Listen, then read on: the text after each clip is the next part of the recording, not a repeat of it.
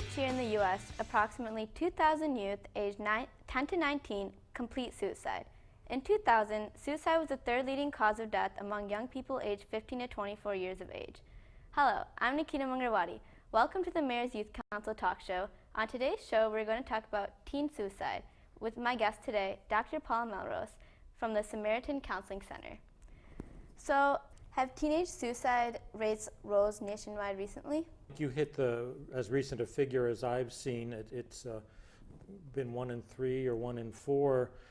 National Institute of Mental Health says there's no really reliable way to determine what the rate might be, but there are as many as 25 suicides attempted for each one that's completed, and so that's a pretty high rate. It's certainly a major health concern. Mm-hmm. What about on a community level? I'm not aware of the current statistics, or if there are any. What I do know is that both the Public Safety Department of Farmington and Farmington Hills Police reported as recently as last spring a sharp increase in the number of what they called suicide attempts. And so it's certainly galvanized our community to look for ways to provide information, to let people know where there are places to reach out for help and something like that. Mm-hmm. So can you speculate a cause for rising suicide rates, especially among teens? I was driving back from a trip out of state this morning and listening to a radio talk show. A recent report is talking about the increased number of families out of work, and they're talking about that being a very important factor in the breakdown of family units and stability. And what will happen if there's a breakdown in your normal level of stability, everybody's going to be pushed a little bit more to the edge. And so where there's some underlying causes of depression or stress, that's been a big one. There's also the sense of pressure to do well in school, get into a good school. Sometimes there's the pressure of expectations. Am I living up to what I or my family or community wants me to do? Sometimes there's the thought that why should I go on? Life is not going to be as good as it was for my parents or grandparents, forgetting that our grandparents grew up in the Depression and things were pretty bad back then. Those are some reasons I've seen cited.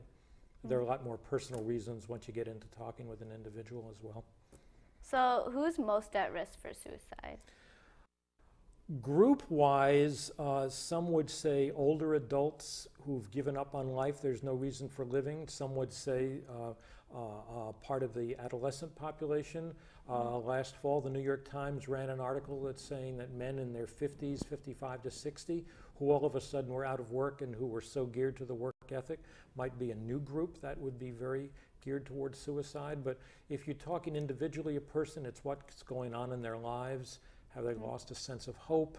Or is something not worked for them? Is there a history of suicide in the family? Things like that. Mm-hmm. So what are the warning signs of someone that's depressed? Well, certainly a change in behavior, whatever the normal change in behavior is. What's generally believed you look at for adolescents is if whatever their typical rate of activity, sports, groups, test scores, academic grades, number of friends begins to change, and several of those things begin to change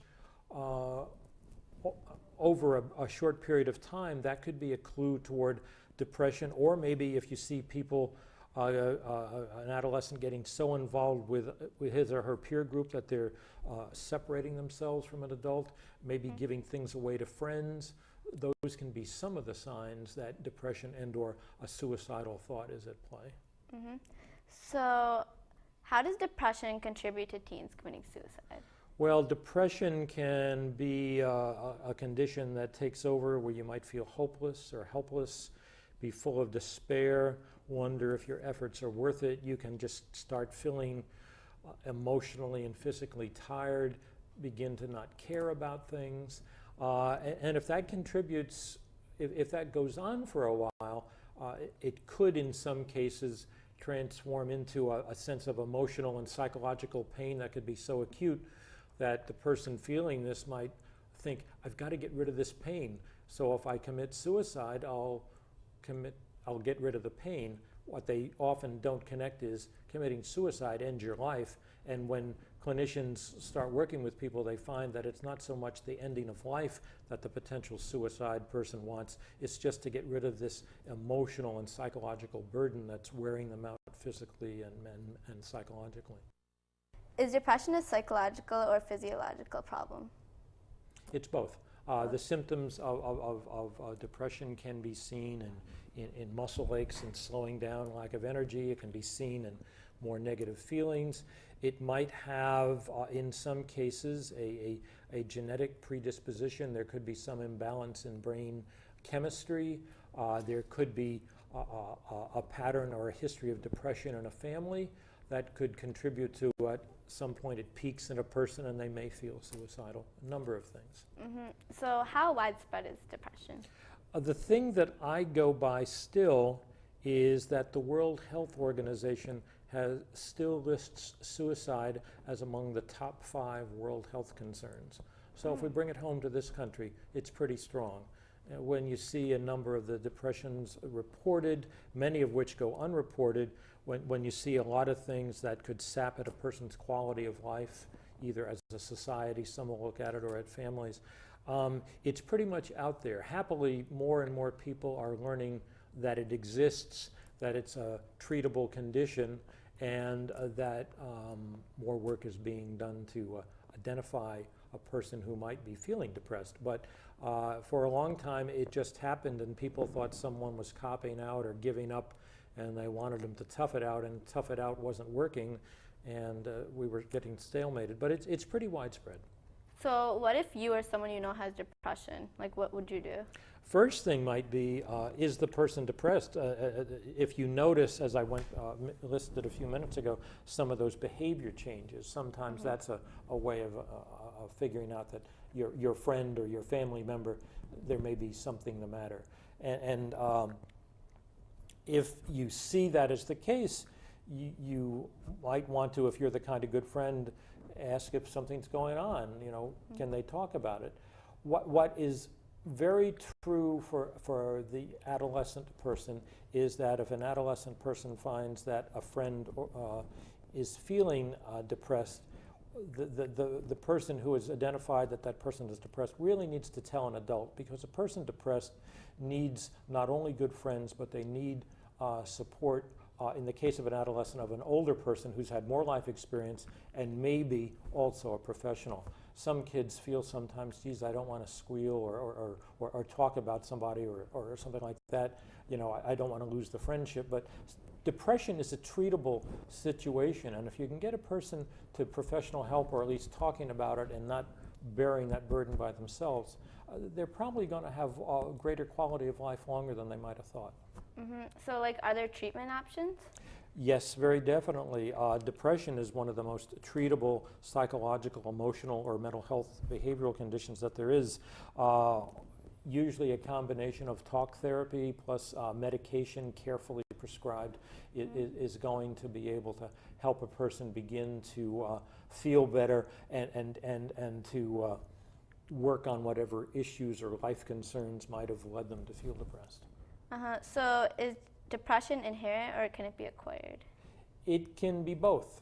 Lots of families have a history that seems to lead to depression. For instance, the death of a parent, if a person is younger than 2 or 3, can have that person growing up depressed. And if your parent, for instance, lost one of her or his parents at a very early age, there's already a low-level depression in the family. Another thing that could happen is that there just may be some kind of a physical condition that has occurred, that for some reason the balance of brain chemistry is not right, and so that could lead to depression. Sometimes an event like a rape or a suicide or something else that's kept a secret, the family commits to keeping a secret down through the years, that begins to foster a sense of depression. And sometimes a history of alcoholism has some suicidal aspects. I'm sorry, not suicidal, but depressive aspects to it. So it can be both. So, I know you're talking about how you're saying men age 50 have... that was one of the groups. Yeah, one of the groups. So what's the difference between adults and teenagers? In terms of what? in terms of depression and suicide?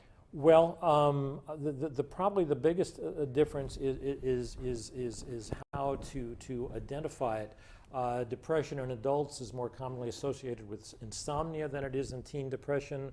In teens, while the greatest symptoms of depression might manifest as irritability or anger instead of tearfulness or sadness, that's hard to figure out because kids go through a lot of emotional turmoil. The body is changing, the body chemistry, hormones are changing. The adolescent years are just sort of turbulent anyways, as the body and the mind are going through so many changes.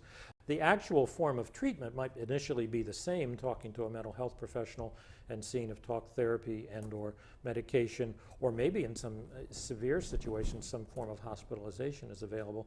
But the difference is probably trying to identify it and help a person get help. So you were saying that teenagers have like a reputation of having emotional up and downs. Just by virtue of who they are and how their body chemistry and hormones and the sudden changes in life are going on as they grow up, yeah. So what can you tell is normal teenage behavior and what's suicide or depression? People are still trying to figure that out. That's where you need to know an individual really well. If a parent or a friend senses a change in an adolescent person, that's just like maybe they gave up sports but everything else is okay. I wouldn't jump on that right away. But it's more a matter of how well do you know this person, where sometimes you just have a gut level you want to check in with them because of just what you're saying. There's so many things that happen in those years from like, say, middle school up through high school. Things are happening all the time. So what should someone do if someone they know is considering suicide?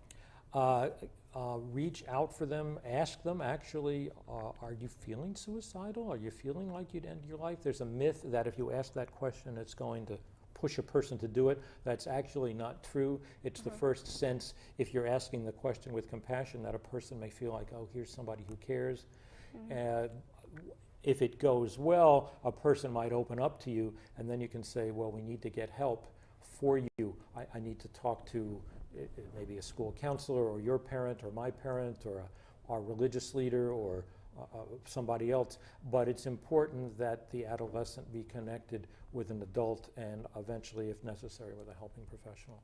So it's your ability to reach out in a caring way that's going to get it started. The other side of it is, for the person who reaches out, they don't want to feel alone either, because it's a big burden to carry part of someone else's emotional pain. So you also want to care for yourself in the process too. So what actions should be taken to increase suicidal prevention efforts?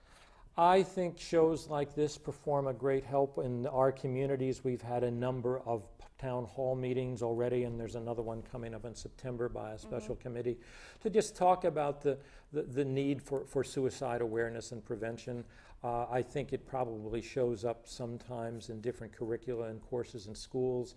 It's certainly worth talking about in religious community and other community settings. Education is probably the best way for people to go more broadly into some of the questions we're talking about briefly. So do you think that these issues should be pushed in school? Schools is a tough place because it's a confined community and you don't want to precipitate actions that will lead to glorifying something that's not really worth glorifying. So working carefully with school officials, if a student finds out about a friend who's feeling this way, talking to the teacher, the guidance counselor, finding out what's available, getting advice from them on what to do. There's a whole range of curricula on the web that I was looking at that some schools have actually got multiple things in place, and I know our school system takes this very deeply and seriously. What age do you think it's appropriate to start talking to people about suicide? Oh boy, I don't know. That's a tough question. I think that as parents begin to spin off kids, as kids are born to move away from their parents over time, you look for the right time to talk about something like that. I think by middle school, and educators would want to certainly be correcting me if I'm wrong about this. There may be some ways to talk about it in a general way, because down through the years, a lot of people have committed suicide. The other thing to know too is certainly for an adolescent, is the number of performers, actors, authors who've struggled with suicide and mental health issues and have gone on to write some wonderful plays, stories, produce some powerful movies. So there's a way in which coming through that pain can actually help someone to provide a gift to others too. It's kind of important to realize that too. So do you think that suicide's like apparent when you're younger, or is it more like when you start hitting middle school? I don't know just when that is. It's certainly true that kids very young are depressed, and that can be diagnosed clinically by experts with great care. How early a kid might be suicidal, that's just not something I know off the top of my head. I'd have to check that out. Mm-hmm. So what if you don't know anybody that's going to commit suicide or that wants to commit suicide, and you want to get involved in suicide prevention efforts? How could you do that? There are a number of agencies, Common Ground, and other places that you might call and offer help, see if they've got some training maybe to be a volunteer. Certainly some of the crisis hotlines for adults, and I think there's an age limit that you need to be to get involved. But things that you folks on the Youth Council do by having conversations like this on your program here, other kinds of class or peer group kind of conversations is not going to push it over the top, but just say, yeah, along with all the things we're concerned about, whether it's how our friends are getting along with each other, who's dating who, or stuff like that. It's also, yeah, so-and-so's not feeling so hot. Are they using alcohol? Are they using drugs? Are they sleeping around? Are they suicidal? Whatever. Yeah. Those kinds of things is sometimes the place where you get started. I think the thing I hope people don't do is say, thank goodness it's not a concern of mine. I don't have to do anything about it, because I think there are places that those of us who are happily not depressed or suicidal, may have enough care for others in our community that we can, just like your question, find a place to plug in and give some help that would, alleviate depression or suicide. All right. Well, thank you, Dr. Paul Malros. Is there anything else you'd like to add? I would just say that anybody who's listening, who's maybe feeling like this, go to the web, find the nearest phone number of an agency. I think the Common Ground phone number is the one for Oakland County. That would be a suicide hotline. And there are numerous good health professionals in our community. My own, the Samaritan Counseling Center, that works with people who are feeling depressed. But it's a sign of strength, I think, to ask for help, not a sign of weakness. So I guess that's my final shot. So thank you, Dr. Paul Malros, and thank you for watching Mayor's Youth Council.